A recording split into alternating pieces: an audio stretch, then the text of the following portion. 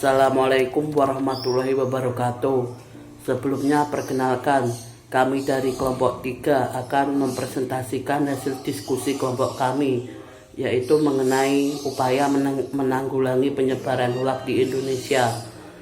Sebelum memasuki materi yang pertama, alangkah lebih baiknya jika saya memperkenalkan nama-nama kelompok saya. Adapun nama-nama kelompok saya, yang pertama adalah Zulfa Ulin Nikmah yang akan menjelaskan materi tentang definisi hoaks. Yang kedua dengan Weni Putri Handini yang akan menjelaskan materi tentang ciri-ciri hoaks. Yang ketiga dengan Bella Sutriani yang akan menjelaskan materi tentang jenis-jenis hoaks. Yang keempat dengan Ilma Imanda Putri yang akan menjelaskan tentang materi upaya pemerintah Indonesia untuk menanggulangi penyebaran hoaks di Indonesia. Adapun yang terakhir atau yang kelima dengan saya sendiri, Mahardika Putra, yang akan menjelaskan materi tentang upaya menanggulangi penyebaran hoaks dari diri sendiri. Langsung saja kita memasuki materi yang pertama yang akan disampaikan oleh Zulfa Ulin Nikmah. Silahkan. Saya di sini akan menjelaskan definisi hoaks. Hoaks atau berita bohong adalah informasi yang sebenarnya itu tidak ada, namun dibuat seolah-olah benar adanya. Secara etimologi, hoaks artinya lelucon, cerita bohong, kenakalan, olokan, membohongi, menipu, mempermainkan, memperdaya, dan memperdayakan. Sedangkan menurut Kamus Besar Bahasa Indonesia, hoaks berarti berita bohong atau berita yang tidak bersumber. Hoaks bertujuan untuk mencari kepuasan diri sendiri dan merugikan pihak lain. Dengan melakukan hoaks, seorang akan merasa senang jika hoaks yang disebarkan itu telah dipercayai oleh banyak orang. Jadi, hoaks adalah berita bohong yang sengaja disebarkan dengan tujuan memperoleh kepuasan pribadi. Ciri-ciri hoaks ada 4. Yang pertama, sumbernya tidak jelas. Yang kedua, berisi fanatisme. Yang ketiga, pengantarannya provokatif. Dan yang keempat, isinya konyol dan meragukan. Yang pertama adalah tidak memiliki sumber yang jelas. Jadi, kalau misalkan kalian membaca berita, terus berita tersebut tidak mencantumkan sumber yang jelas seperti URL-nya atau siapa yang mengungkapkan itu, jadi itu bisa saja disebut berita yang hoaks karena buktinya tidak ada dan bahkan sumbernya pun tidak diketahui. Lanjut ke ciri-ciri yang kedua. Ciri-ciri yang kedua ini, hoaks itu biasanya isinya fanatisme. Nah, fanatisme ini sangat berbahaya sekali kalau di Indonesia. Misalnya saja waktu pemilu, pasti itu banyak sekali berita-berita yang beredar tentang presiden atau tentang para pendukungnya. Nah, itu kan bisa memecah belah bangsa. Jadi, berita yang berisi fanatisme yang berlebihan itu kemungkinan juga merupakan hoaks jika sumbernya tidak jelas. Jadi, kalau misal ada berita yang seperti itu, kita itu harus mengkaji dulu, harus kita teliti dari mana sumbernya. Nah, makanya poin pertama tadi itu sangatlah penting untuk meneliti itu kabar hoaks atau tidak, apalagi kalau tidak ada buktinya. Yang ketiga, hoaks itu biasanya judulnya saja itu sudah provokatif.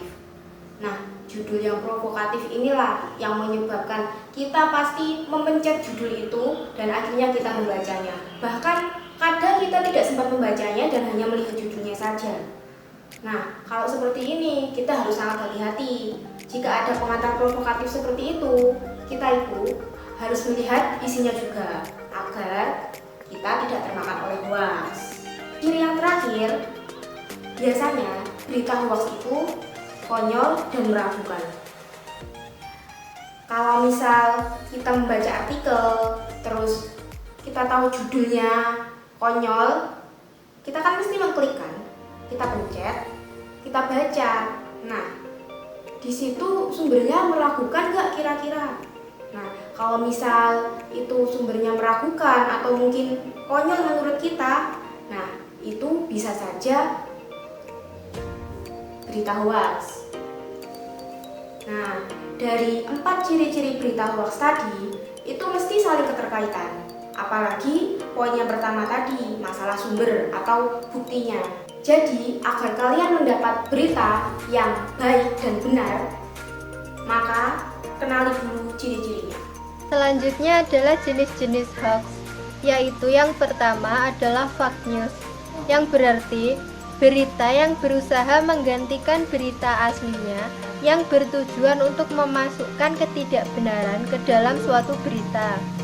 Yang kedua adalah clickbait, yaitu tautan yang diletakkan secara strategis ke dalam suatu berita atau situs yang bertujuan untuk menarik atau mengajak orang untuk masuk ke dalam situs lainnya. Yang ketiga adalah confirmation bias, yaitu kecenderungan untuk menginterpretasikan kejadian yang sedang terjadi sebagai bukti dari kepercayaan yang sudah ada. Yang keempat adalah misinformation, yaitu informasi yang salah atau tidak akurat yang bertujuan untuk menipu orang lain. Yang kelima adalah satire, yaitu sebuah tulisan yang menggunakan humor, ironi, atau hal-hal yang dibesar-besarkan untuk mengomentari sebuah berita atau kejadian yang sedang hangat. Yang keenam adalah post-truth, yaitu pasca kebenaran, kejadian di mana emosi lebih berperan daripada fakta untuk membentuk opini publik. Yang ketujuh adalah propaganda, aktivitas menyebarluaskan informasi, fakta, argumen, gosip, setengah kebenaran, atau bahkan kebohongan untuk mempengaruhi opini publik. Video kali ini saya akan membahas tentang upaya pemerintah membuat peraturan mengenai hoax. Yang pertama, pasal 28 ayat 1 Undang-Undang Nomor 11 Tahun 2008 tentang Informasi dan Transaksi Elektronik atau disebut dengan UU ITE. Jika melanggar dapat dikenakan sanksi sebagaimana diatur dalam pasal 45A ayat 1 Undang-Undang Nomor 19 Tahun 2016. Hoax yang disebarkan melalui sosmed yang bukan bertujuan untuk menyesatkan konsumen dapat dipidana menurut UU ITE tergantung dari muatan konten yang disebarkan seperti yang pertama, jika hoax bermuatan kesusilaan, maka dijerat pidana berdasarkan pasal 27 ayat 1 UU ITE. Yang kedua, jika hoax bermuatan perjudian, maka dijerat pidana berdasarkan pasal 27 ayat 2 UU ITE. Yang ketiga, jika hoax bermuatan penghinaan, maka dijerat pidana berdasarkan pasal 27 ayat 3 UU ITE. Yang keempat, jika hoax bermuatan pengancaman, maka dijerat pidana berdasarkan pasal 27 ayat 4 UU ITE. Yang kelima, jika hoax bermuatan menimbulkan rasa kebencian berdasarkan SARA, dapat dijerat pidana berdasarkan pasal 28 ayat 2 UU ITE. Yang keenam, jika hoax bermuatan ancaman kekerasan yang ditujukan secara pribadi dipidana berdasarkan pasal 29 UU ITE. Pasal 390 Kitab Undang-Undang Hukum Pidana, barang siapa yang menyebarkan hoaks dapat dihukum penjara selama-lamanya 2 tahun 8 bulan. Lalu, pasal 14 dan 15 Undang-Undang Nomor 1 Tahun 1946 tentang Peraturan Hukum Pidana. Pasal 14. Barang siapa yang sengaja menyebarkan hoaks dapat dihukum penjara setinggi-tingginya 10 tahun. dan barang siapa yang menyebarkan hoaks belum tahu kebenarannya, maka dihukum penjara setinggi-tingginya 3 tahun. Pasal 15. Barang siapa yang menyebarkan kabar tidak pasti atau kabar yang berlebihan atau tidak lengkap, sedangkan ia mengerti kabar kebenarannya, dihukum penjara setinggi-tingginya 2 tahun. Selanjutnya, materi yang terakhir di sini saya akan membahas tentang upaya dari diri sendiri untuk menanggulangi penyebaran berita hoaks di Indonesia. Seiring dengan perkembangan zaman, perkembangan teknologi juga mengalami perkembangan yang begitu pesat. Oleh karenanya, maka suatu berita akan dengan mudah dan cepat tersebar ke seluruh penjuru dunia, bahkan dengan hitungan detik sekalipun. Oleh karena itu, kita perlu melakukan beberapa hal agar terhindar dari penyebaran berita hoaks. Hal-hal tersebut diantaranya adalah yang pertama, kita jangan langsung menyebarkan suatu berita tanpa terlebih dahulu mengetahui kebenaran berita tersebut.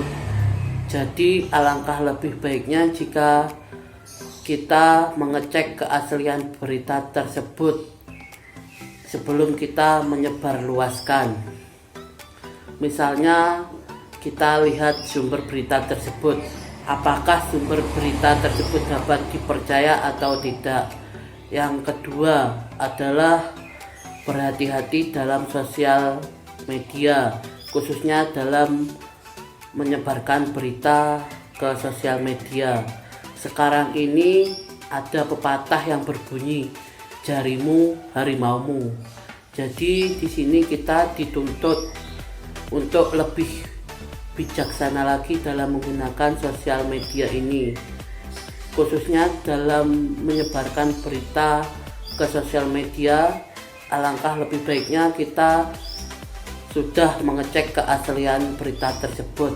Kalau kita tidak mau berurusan dengan pihak yang berwajib. Yang ketiga atau yang terakhir adalah sebagai warga negara yang baik, jika kita menemukan penyebaran hoaks, alangkah lebih baiknya kita lapor ke pihak berwajib agar pelaku penyebaran hoaks tersebut dapat